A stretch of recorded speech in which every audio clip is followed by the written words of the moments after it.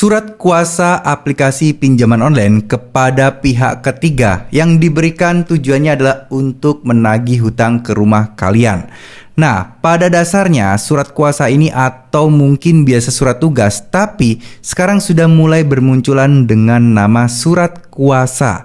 Yang mana kalau masuk ngomong-ngomong soal surat kuasa, ini agak aneh ya. Harusnya adalah surat tugas, bukan surat kuasa. Ya, namanya sebuah organisasi untuk surat kuasa sebenarnya agak aneh juga kalau misalnya surat kuasa ini biasanya diberikan oleh perseorangan. Tapi nggak apa-apa lah, itu bukan hal yang penting. Tapi di sini yang akan kita bahas adalah tentang surat kuasa ini.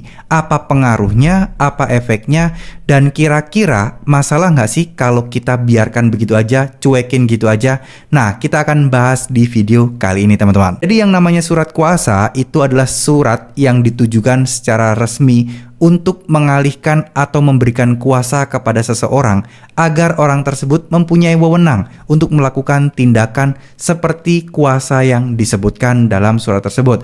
Biasanya kalau aplikasi pinjaman online itu surat kuasanya adalah untuk menagih, untuk ya ibaratnya pokoknya orang itu diberikan wewenang untuk menagih ke kita. Nah, sekarang banyak orang yang kebingungan terkait surat kuasa ini. Seakan-akan menjadi sebuah hal besar, tapi ternyata itu adalah akal-akalan, itu adalah dokumen yang ya aneh-aneh, dokumen yang ditambah-tambahkan, yang dibuat-buat dan diada-adakan agar teman-teman sekalian merasa panik, merasa bingung dan galau ya, mendapat surat kuasa ditunjukkan dikirimin melalui WA, melalui email dan lain sebagainya, yang seakan-akan DC tersebut akan segera datang ke rumah kalian.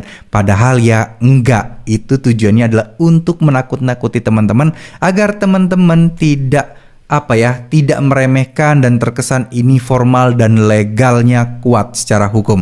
Padahal ya udah, yang namanya pinjaman online mentok-mentok adalah urusannya perdata. Nggak ada istilah hukum, nggak ada istilah hukum pidana, nggak ada istilah hukum pidana maksud saya. Hukum yang pasti adalah hukum perdata. Tapi kenyataannya sampai detik ini, sampai saat ini nggak ada tuh yang kena gara-gara hukum perdata yang sampai masuk pengadilan atau mungkin bahkan sampai di penjara. Jadi untuk masalah soal-soal seperti ini, udah deh teman-teman abaikan aja. Teman-teman tidak perlu takut kalaupun dikirimin melalui surat resmi bentuk fisik kayak melalui foto WA kayak dan atau melalui email kayak, nggak perlu khawatir.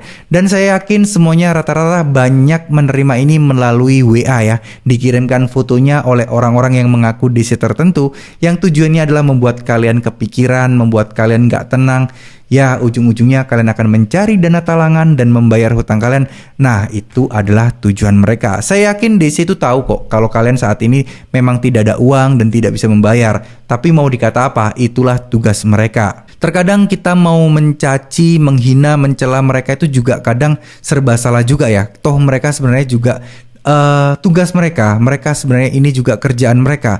Tapi ya gimana, cara-cara mereka itu terkadang membuat beberapa orang merasa dirugikan, kesal dan lain sebagainya. Ya kita doakan aja lah, semoga mereka bisa segera mendapatkan pekerjaan baru dan meninggalkan kerjaan DC yang mana itu justru akan banyak merugikan orang lain. Tapi ini bicara kepada DC yang suka bohong, DC yang menakut-nakuti ya. Kita nggak bicara dengan DC yang datang sopan, DC yang baik-baik saja. Karena saya yakin di luar sana banyak juga kok orang-orang yang bercerita bahwa DC-nya itu baik ya, DC-nya yang datang ke rumahnya itu sopan dan lain sebagainya.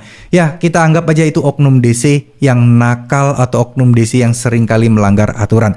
Tapi di luar semua itu, kita baiknya tidak perlu memikirkan yang rumit-rumit soal DC ya. Mau diancam dengan cara apapun, teman-teman ikhlaskan saja, pasarkan aja, biarkan aja, nggak usah ditanggapin. Itu nggak masalah dan itu bukan ancaman yang besar teman-teman. Terima kasih, mohon maaf jika ada salah-salah kata. Semoga video ini bisa bermanfaat, semoga video ini bisa memberikan jawaban bagi teman-teman sekalian, dan semoga teman-teman tetap kuat, tetap tegar, dan tidak takut sama DC pinjol lagi. Amin amin ya robbal alamin. Terima kasih, wassalamualaikum warahmatullahi wabarakatuh.